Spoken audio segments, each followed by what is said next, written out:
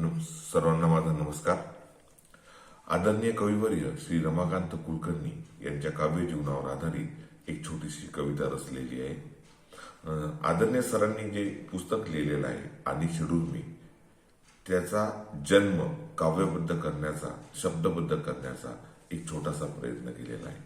आपण सर्वांनी कृपया शांततेने ऐकावी ही विनंती.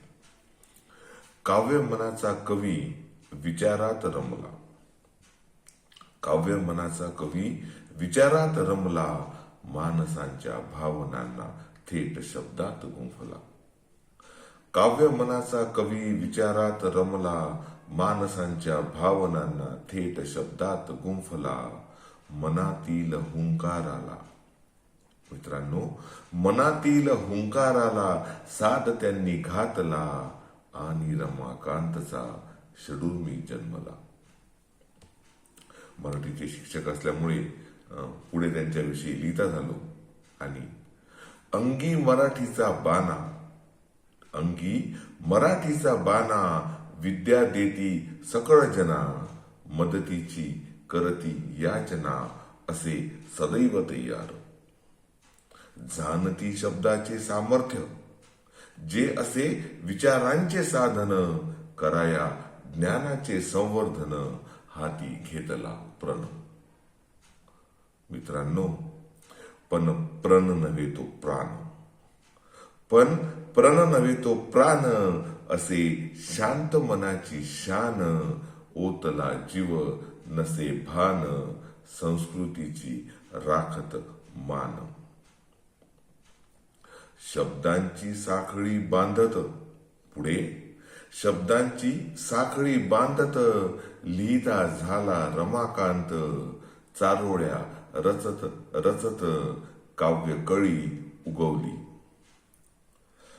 मग कवितेकडे वळतोय. मग हाती घेऊन या काव्यास्त्र, मग हाती घेऊन या काव्यास्त्र, समजुनी त्याला ब्रह्मास्त्र, पेटवला ज्ञानाचा दीप, विचार परिवर्तन करावया.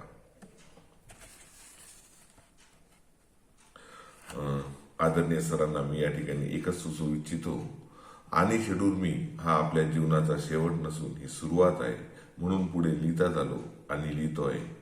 पण ही सांगता नसे सुरुवात, पण ही सांगता नसे सुरुवात, शेड्यूल मीतून फुटो नवी वाट, अजून उलगडायच्या आहेत अनेक काव्य स्वप्नात, कवितेचा दीप उजळो रात रात.